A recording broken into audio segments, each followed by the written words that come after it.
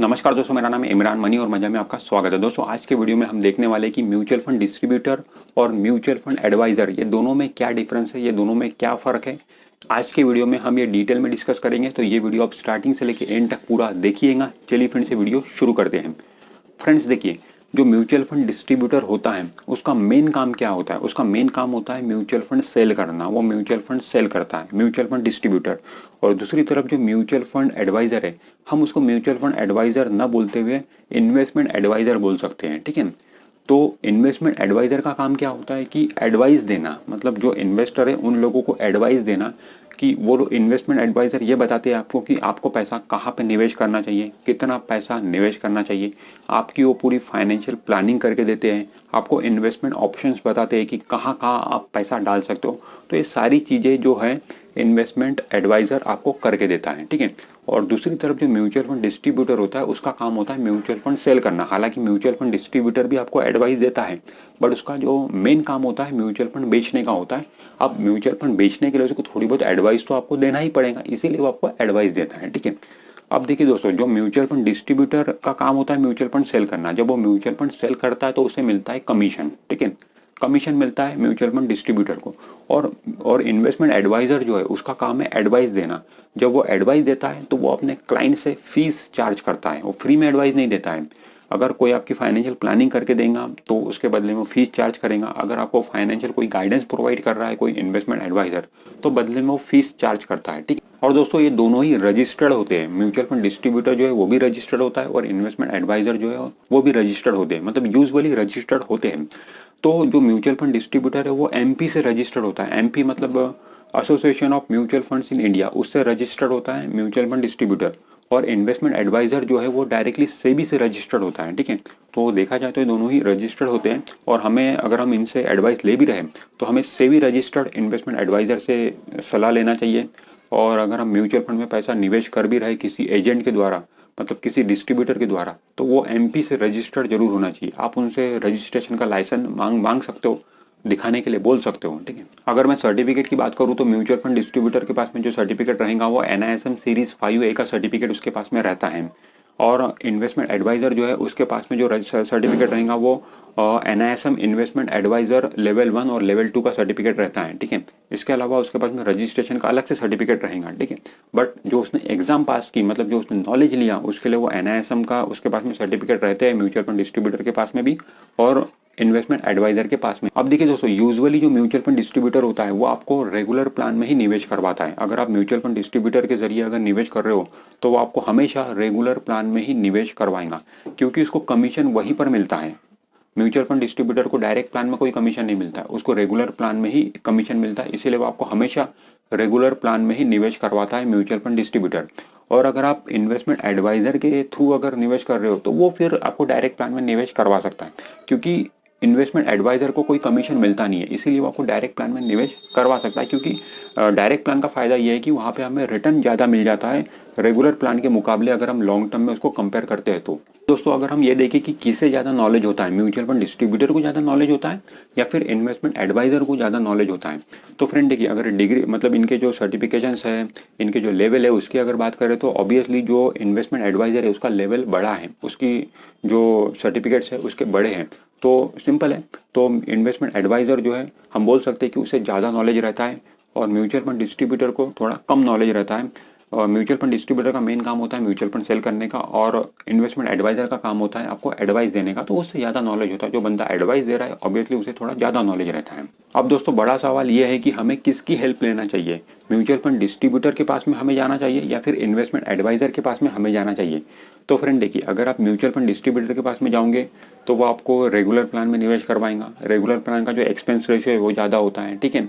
और अगर आप इन्वेस्टमेंट एडवाइजर के पास में जाओगे तो वो आपको डायरेक्ट प्लान में तो निवेश करवा देगा, बट वो आपसे फीस लेगा, ठीक है। मतलब सारी जो इन्वेस्टमेंट गाइडेंस वो आपको देगा, बदले में फीस लेगा। तो मतलब देखा जाए तो दोनों ही तरफ आपका नुकसान है। मतलब म्यूचुअल फंड डिस्ट्रीब्यूटर के पास में जा रहे हो तो वो आपको रेगुलर प्लान में निवेश करवा दे रहा है, जहाँ पे आपको एक्सपेंस रेशियो ज़्यादा है, जो आपको महंगा पड़ेगा इन्वेस्टमेंट। और इन्वेस्टमेंट एडवाइजर के पास में अगर आप जा रहे हो तो वो आपको फीस ले रहा है आपसे, ठीक है। तो देखा जाए तो दोनों ही तरफ आपका नुकसान है। तो फिर ऐसे में हमें क्या करना चाहिए? तो दोस्तों बेस्ट है कि हमें खुद अपना दिमाग लगा के ही म्यूचुअल फंड में पैसा निवेश करना चाहिए और हमें डायरेक्ट प्लान में निवेश करना चाहिए। आज के तारीख में बहुत सारे ऑनलाइन प्लेटफॉर्म है जिसकी मदद से आप बहुत ही आसानी से डायरेक्ट प्लान में पैसा निवेश कर सकते हो। उसी में से एक पॉपुलर ऐप है ग्रो ऐप।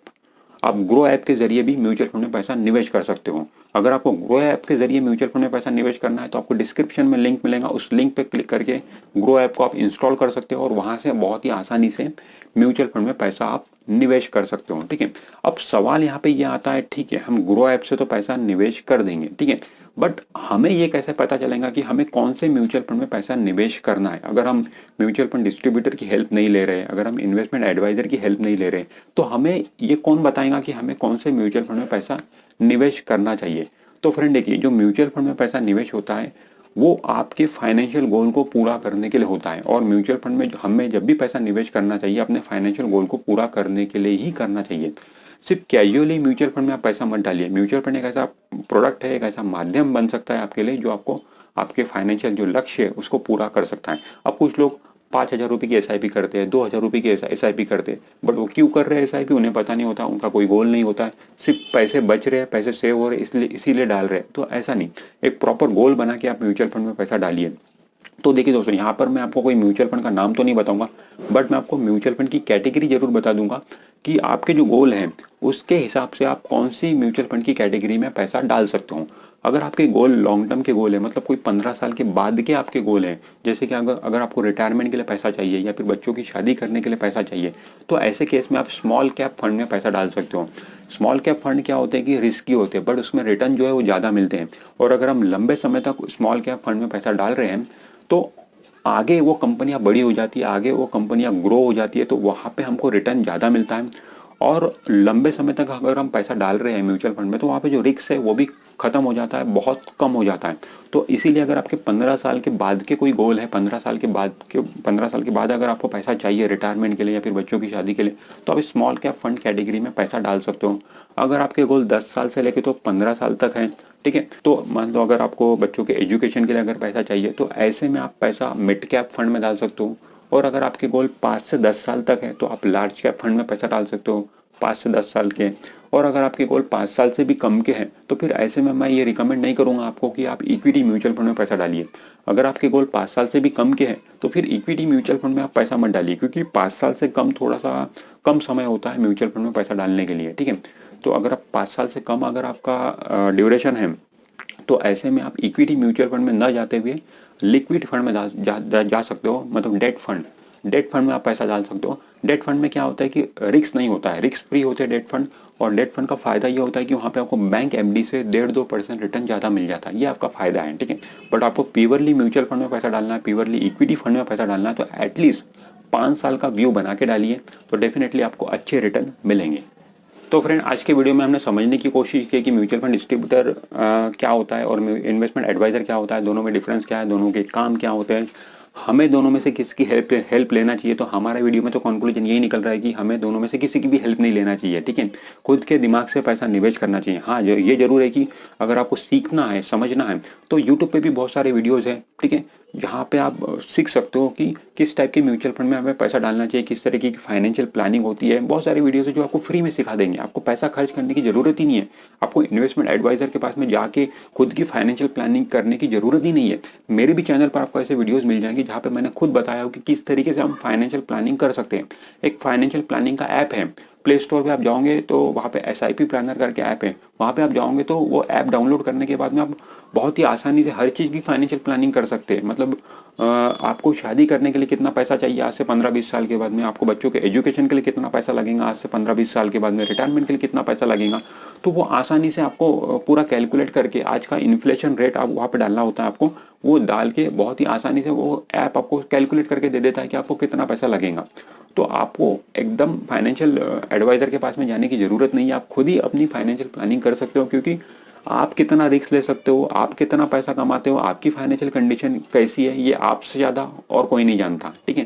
तो आप खुद ही ये सारी चीज़ें कर सकते हो। तो फ्रेंड्स, इस वीडियो में इतना ही। अगर ये वीडियो आपको अच्छा लगा है तो वीडियो को लाइक जरूर कर दीजिए, और आपने अभी तक हमारे चैनल को सब्सक्राइब नहीं किया है तो हमारे चैनल को सब्सक्राइब करके बेल आइकॉन जरूर प्रेस कर दीजिए। मैं मिलता हूँ आपसे नेक्स्ट वीडियो में, तब तक के लिए बाय बाय।